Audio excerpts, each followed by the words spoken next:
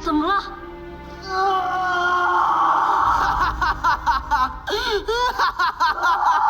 别闹了！你们俩这是在演戏还是在表演训练啊？别吓我！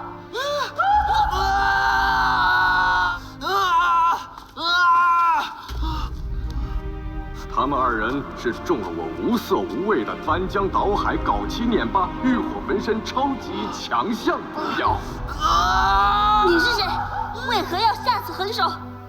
我乃专治择偶不顺、情感不定、当断不断、迟疑不决的地狱使者，是驱赶你情感心魔，助你走上幸福之路。他们都那么痛不欲生，都是为了我。我手上只有一瓶解药，能够马上解毒，立刻停止痛苦。那没有解药的那个呢？只能靠他自己的求生欲和自己的造化了。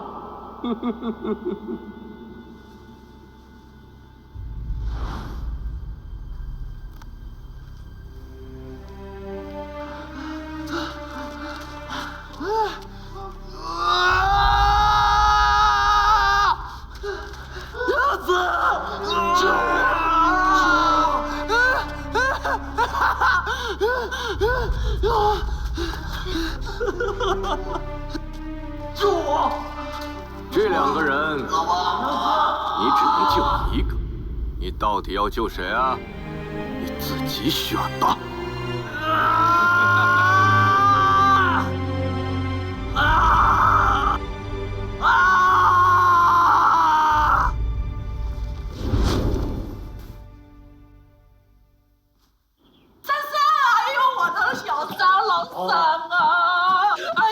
娘给担心的，吓得我呀，没事吧？没事，我没事。小三公子腰跟腿受伤了，但是没关系，我帮他治好。哎呦，哪儿受伤了？快让刘教练！哎呀，娘，我没事。这次多亏有你陪着眼下。没有，也多亏了小三公子照顾我呢。爹啊，我能活着回来，他不给我添堵，就已经是不幸中的万幸。老三，不可如此啊！就是别乱说啊！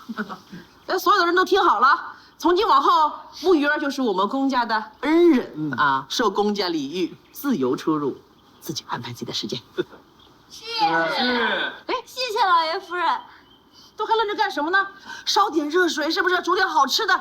你看这公子回来，这风尘仆仆的，快去，浪费什么时间？快！哎呦，我的儿子。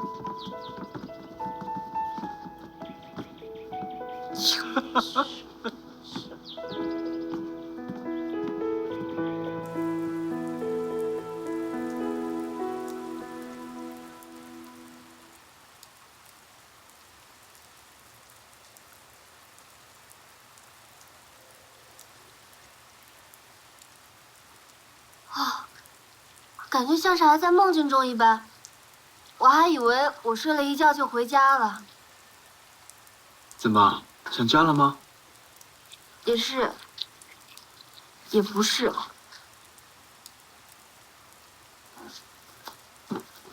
还记得在小时候去雾山去圣衣派，那是我第一次离开大漠，来到那山清水秀的地方，也是第一次让我昏黄入大漠般的世界有了奇光异彩的斑斓。所以回到这里啊，我想在这大漠里来建一座像雾山一样的世外桃源，每年种上你喜欢的花草，等到它们枝繁叶茂、花也烂漫的时候，就可以带你来看了。只是这等待的时间比想象中有些久。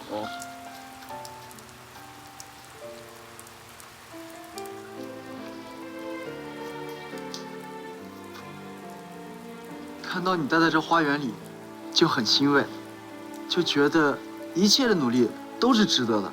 你知道吗？每次回到这里，就感觉像是回到了雾山，回到了过去，回到了那些清明无忧、自在欢乐的时光。还有你小时候的身影，总会在不经意间就会出现在我脑海中。小时候的每一个瞬间，我都记得清清楚楚。你不记得没关系，我可以做你脑前的回忆云，一件一件的讲给你听。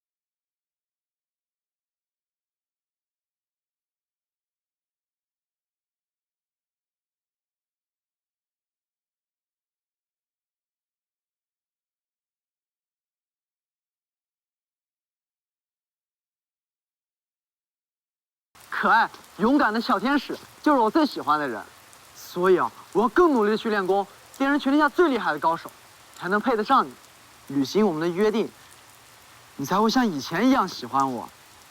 所以，我总是一次次、一句句的跟你确认一下我惊人的魅力。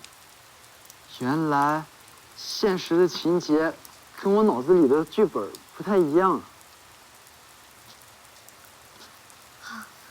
最终那个小乞丐也没有来，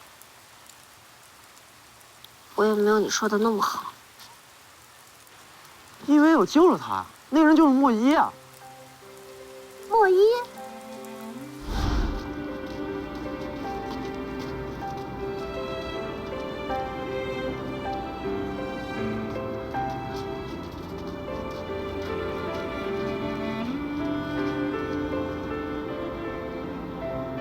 你还能走吗？跟我回家吧。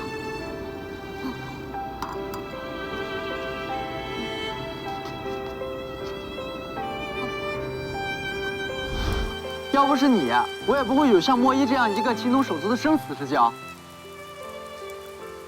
是你善良，以心交心而已。你知道的，我小时候就很喜欢你，对吧？现在更是。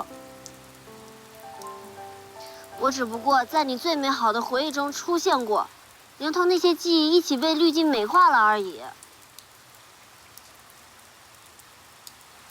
以前，每当我想你的时候，就会来这儿，畅想着未来我们相见的日子，该是以什么样的表情，说什么样的话。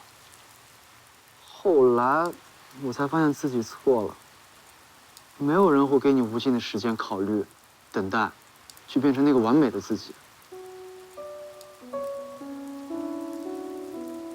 那个在夜里都想见的人，第二天醒来就应该去见他。如果是这样的话，是不是一切都会变得不一样呢？我已经嫁过别人了。我不在乎你是否嫁过人，我只在乎你是不是过得幸福快乐。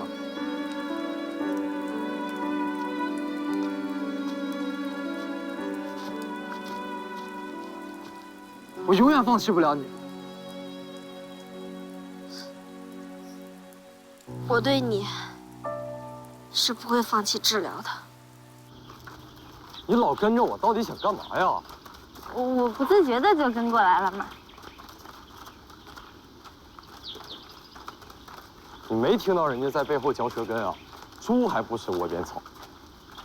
我只知道驴爱吃草，猪也爱吃草吗？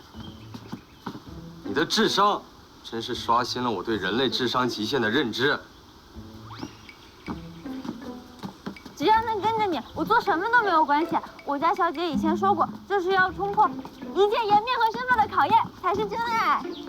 我还要脸？三少爷跟那木鱼儿整天在一起，是不是早就在一块儿了？说不定啊，过几天还得管木鱼儿叫三少奶奶呢，真是羡慕啊！我看真是傻人有傻。哎。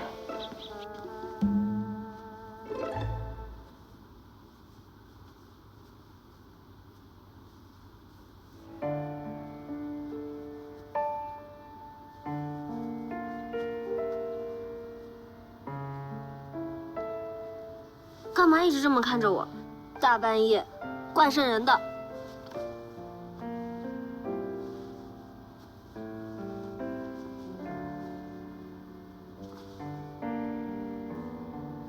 我在想，如果时间永远停在这一刻，就好了。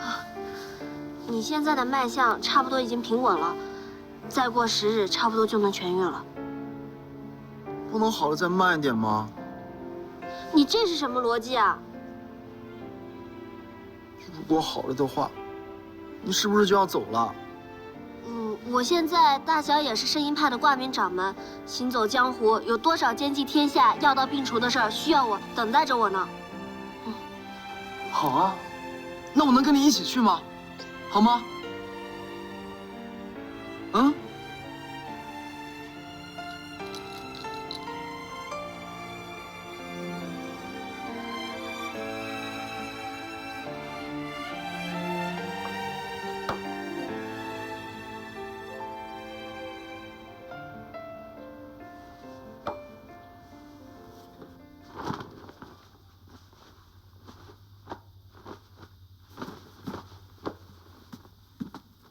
哎，怎么还掉水里了？小三公子，你叫我啊！你谁让你进来的？我以为你叫我呢。我才没叫你啊！你是不是什么都看见了？太快了，太快了，进展实在太快了。你赶紧出去！啊！我18年来第一次走光。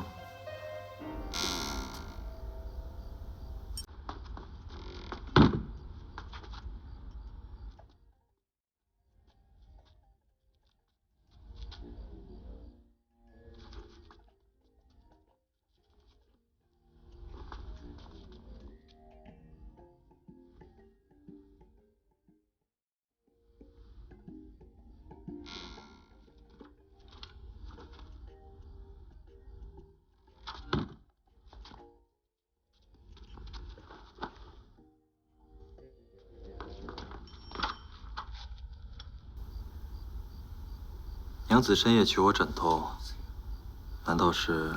你想多了，我就是突然想起来这里的枕头是圆的，怕你睡不着觉。娘子果然心系远修，关怀之至。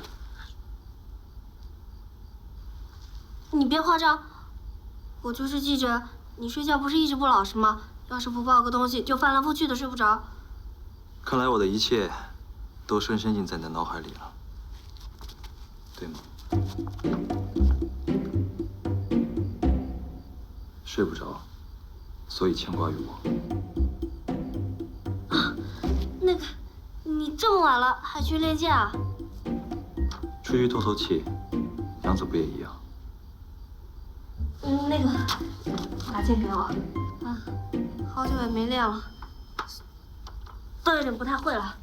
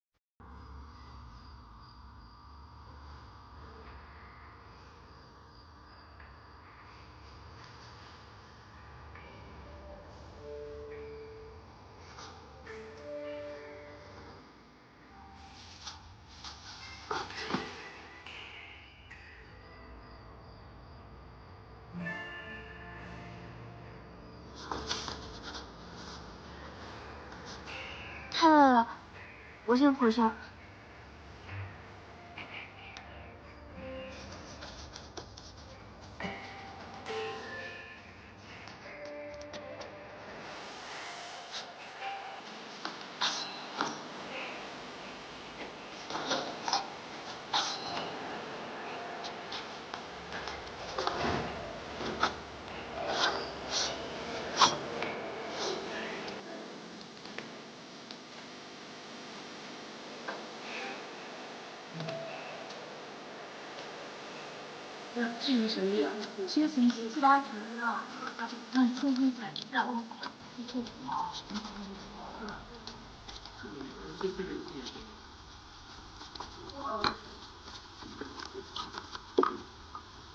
娘子出诊这么多人，累了吧？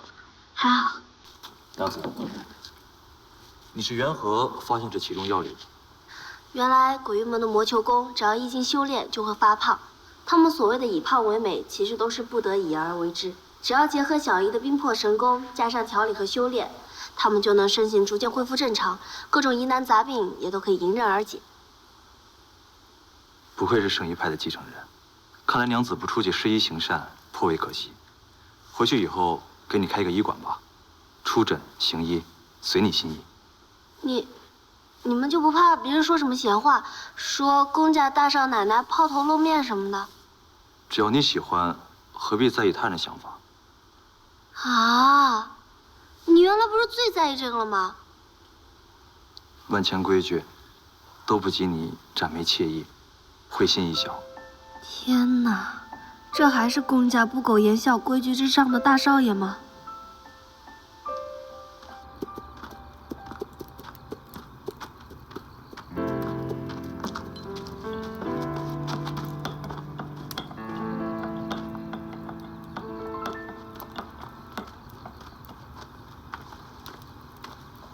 需要帮忙吗？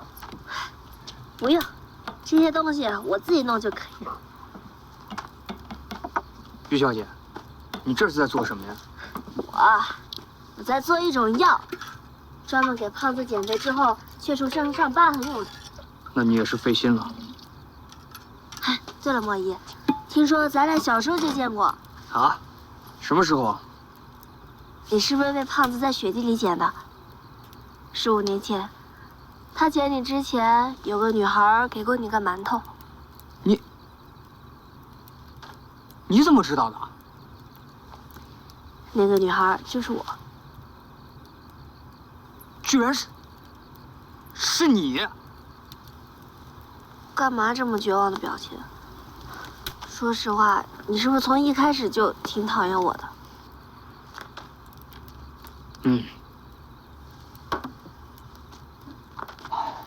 若不是因为门主喜欢上你，非要变瘦，非要赢过宫远修，非要去练那最后一重武功，他也不会受那么多苦。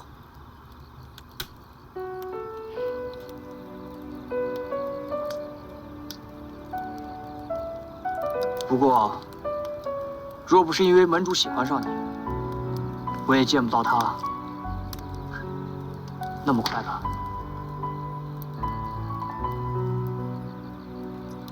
太呛了。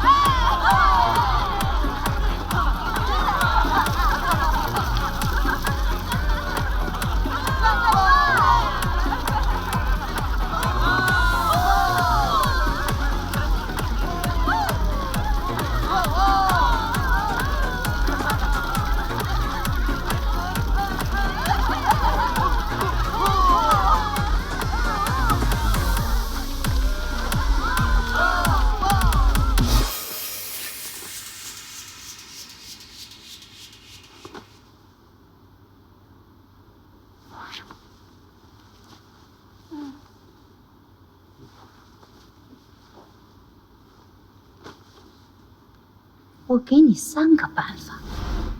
第一是装傻，装傻，再装傻。我要增肥。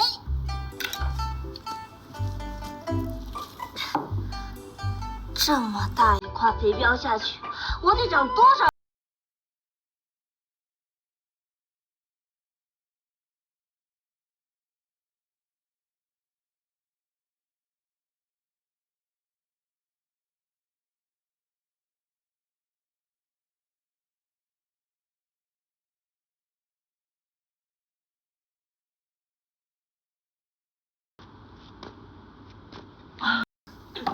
于小姐，你要的肉。自从门主瘦了以后，厨房就没那么多存货了。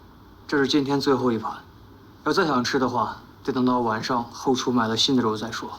你们这么大的鬼门，连盘肉都没有啊！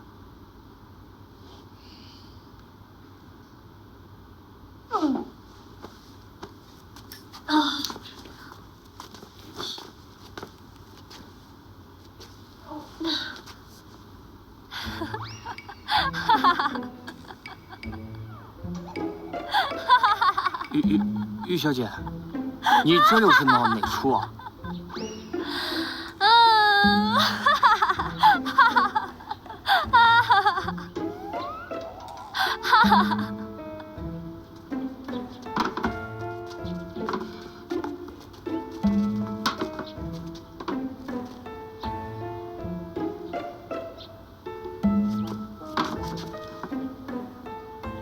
娘子，你怎么了？我没事，好着呢。这些，该不会是他一个人吃的吧？是门主，全是他一个人吃的。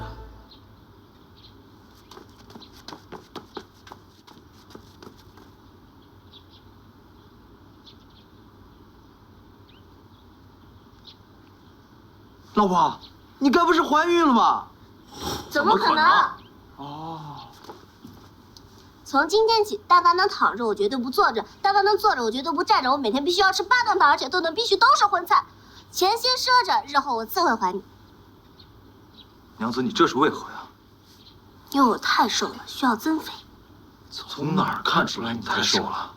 不管，我的目标就是要吃到200斤，不达到目的誓不罢休。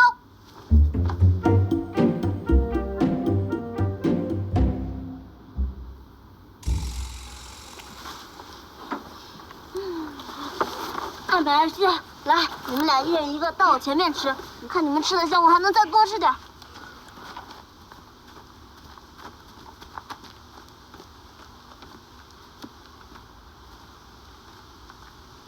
大哥，大嫂，妈呀，于山瑶，你怎么胖了这么多啊？果真如此，果然天天待在一起是看不出变化的。哎呦我，还是你慧眼识珠。悠悠，我就说你怎么越来越漂亮了，原来是胖。你的脸好可爱呀，好像一个包。娘子自然是再可爱不过。艾门主，别总动手动脚。哎，艾梅心，咱们缓缓接着吃。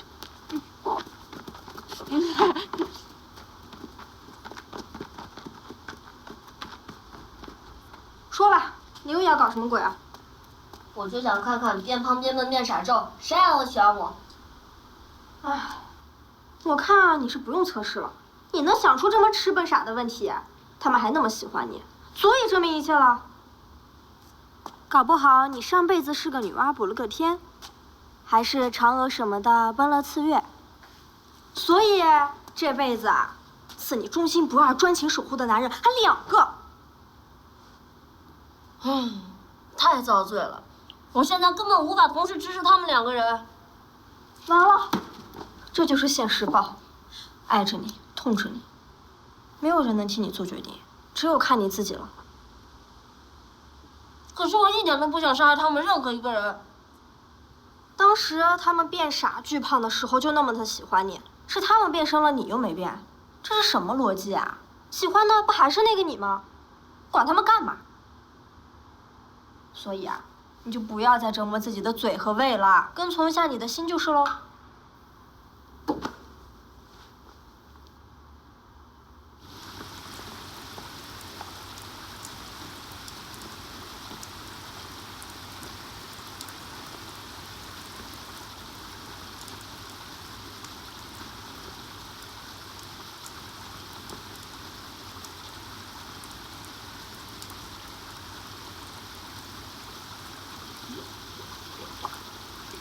安门主，感觉可否好些了？多亏了幼儿和西游大师，终于有了恢复的转机。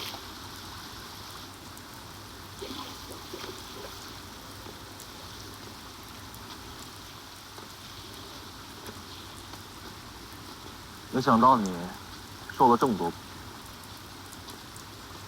历经这次逆转功法，重新审视一下人生，挺好的。只庆幸啊，没有一步错，步步错，每一步都不在点上。这一次，我真的不想再错过了。谁又不是呢？愿意为他疯，为他狂，为他空空撞大墙。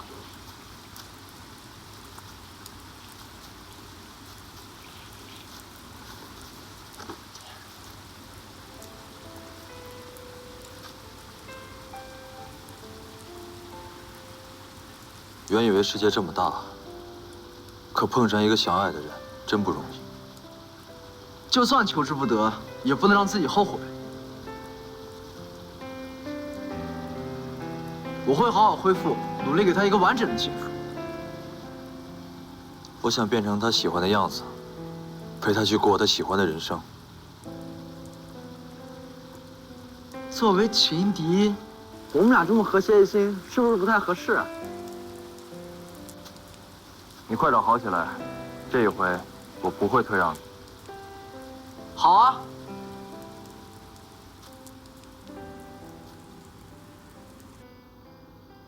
暗影尊者卷土重来，再现江湖了。你有什么消息？前些10日，有不同地区出现大量蒙面人掠夺童男童女一事，统合起来300有余。我和优儿也解决过一个村子的百姓，那些人的目的就在于抓捕小孩。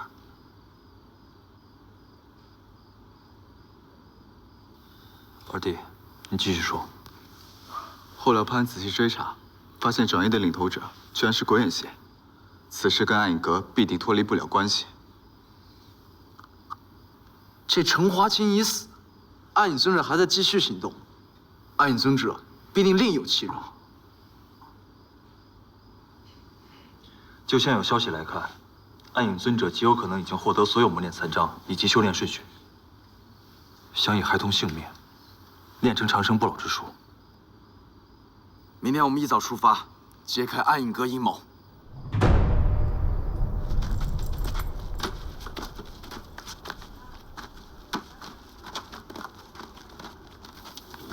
我们的策略是什么？擒贼先擒王。我们现在有什么新的线索吗？如果暗影尊者已经得知了魔典的所有修炼顺序，那圣衣派的部分他是如何得知的？娘子，你可发觉有何可疑之处？当时在陈玉坚庄的时候，我给的修炼方式全部都是随意编造的。后来在依旧王子的时候，师兄和师弟他们都守在门外，所以绝对不可能有暗影人。那么暗影人是从何处获知顺序？怕就怕在敌暗我明，任何举动都可能为其利用。下雨了，咱们先投宿吧。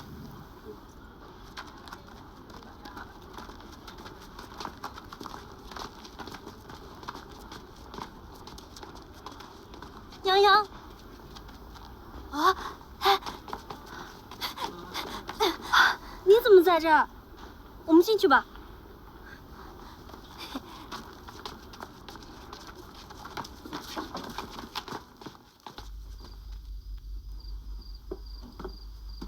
这孩子你们什么时候认识的？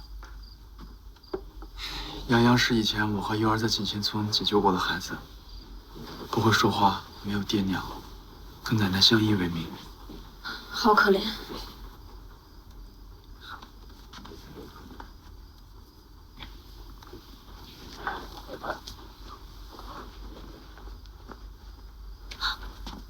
坏人带走了所有人。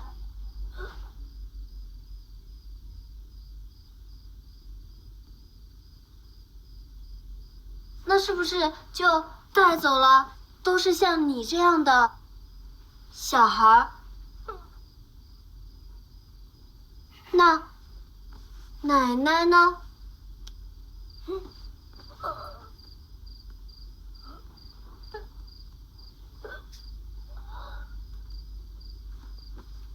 哦，他们看见你胸前的标记，就把你给赶走了。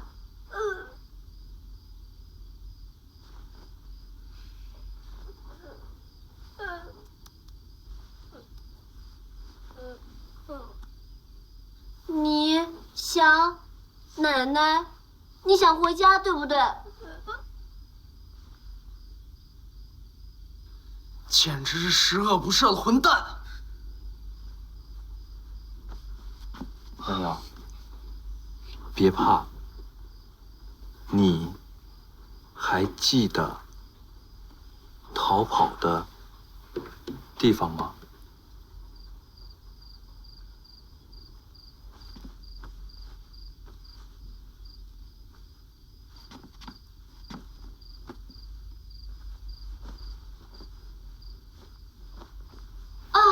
你说是在山洞里，在山洞里，对不对？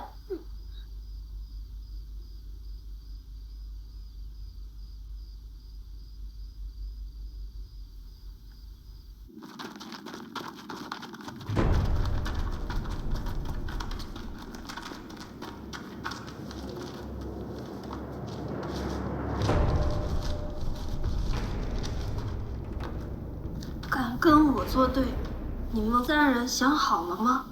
不好，中计了。原来这是一个瞒天过海的计策，果然阴险。什么意思啊？暗影阁抓走300孩童，必然会引起江湖公愤。如何躲过众人的追缴，将分散的孩子转移是最大的问题。所以，暗影尊者利用孩子的天真，故意放走泱泱这些孩子，散布假释之处，将附近的大小门派吸引至此，以便暗度陈仓，将别处的孩子转移。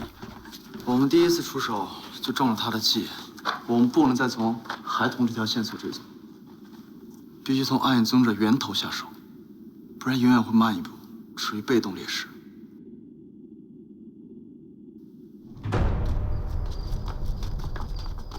二公子留步，若是有任何消息，随处做记号，再战留下口信。告辞。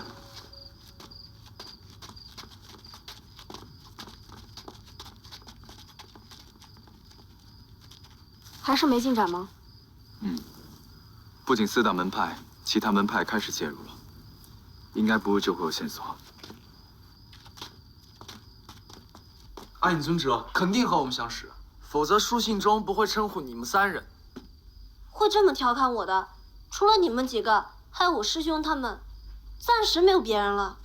3弟和木鱼安全到家了。太好了，鱼儿他们没事了。不如我们动身先回去，看3弟那边是否有消息。好，正好沿途送洋洋回家。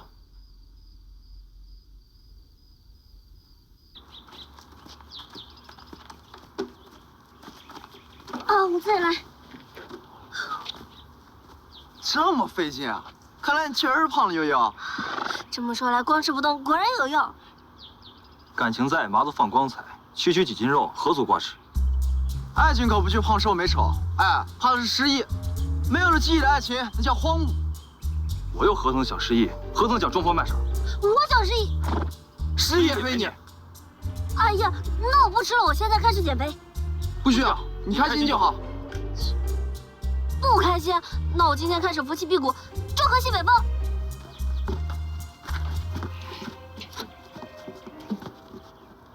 那位大姐越发的像个气包，你说会不会哪天气爆炸了？没想到你这么小的年纪就开始收编闲话了。怎么了？说你喜欢的人不开心了？怕它爆炸，去告诉你的肉肉啊，他会更着急的。可以啊，那你呀也不用成天扮你大哥呀。你，二弟，注意表情管理。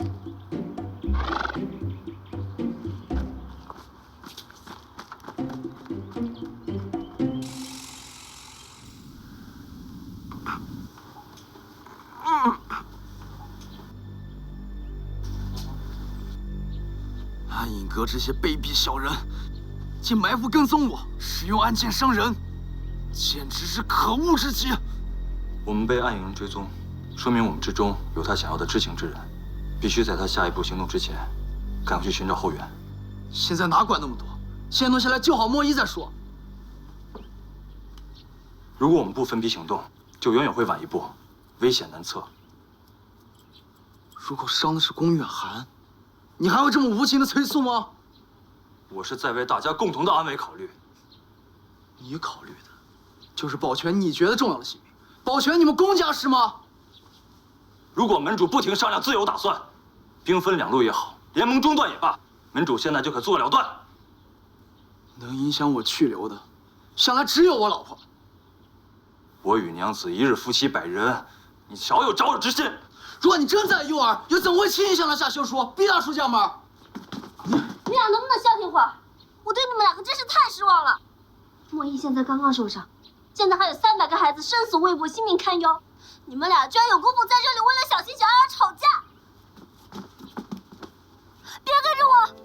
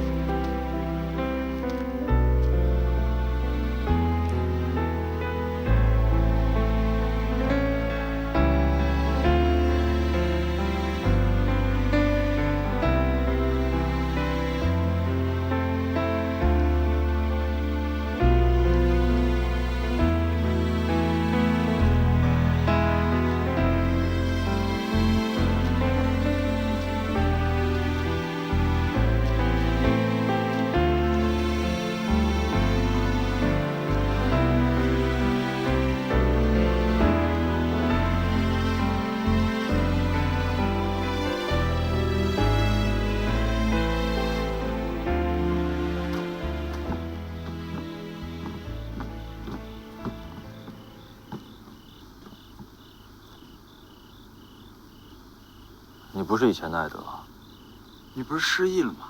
那凭什么说我不是之前的艾德呢？凭直觉。你也不是之前的远修了。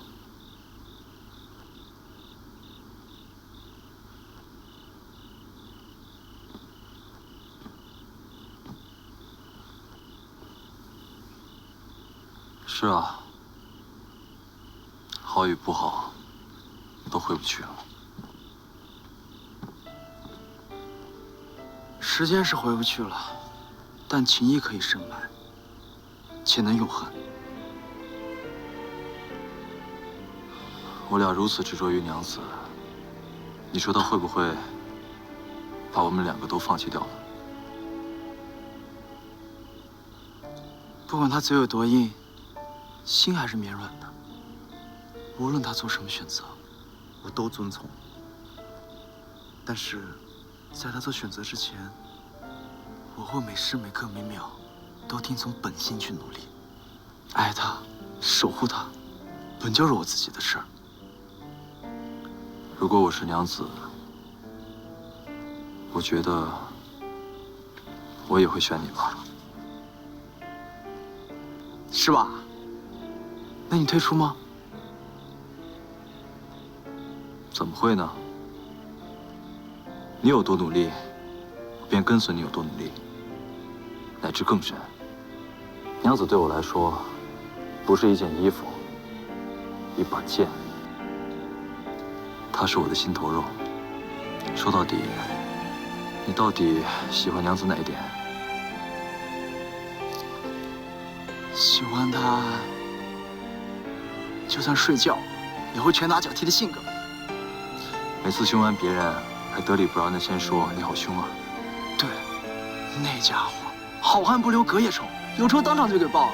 有时一个表情，你都能笑一炷香的时间。做梦的时候，嘴角都会不自觉的微微上扬。不对啊，做梦，睡觉，你怎么会知道？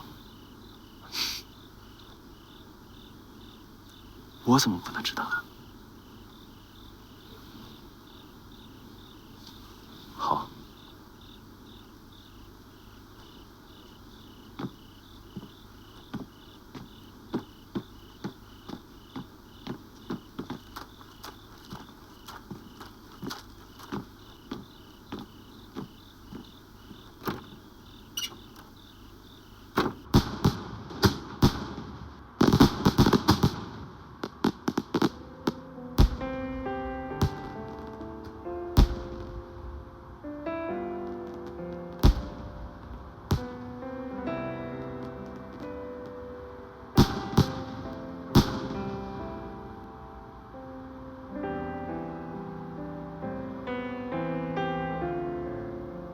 回去吧。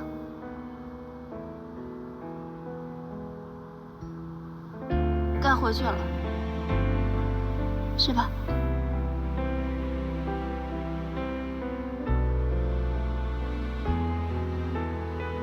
走吧。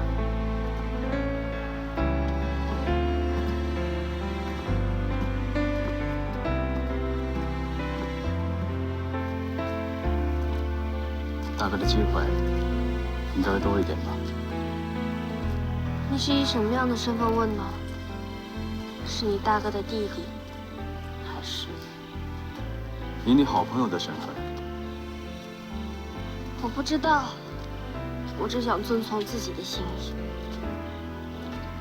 像这样犹豫不定、举棋难安的深夜，应该很多次了吧？这种感受应该很累吧？该怎么挽留？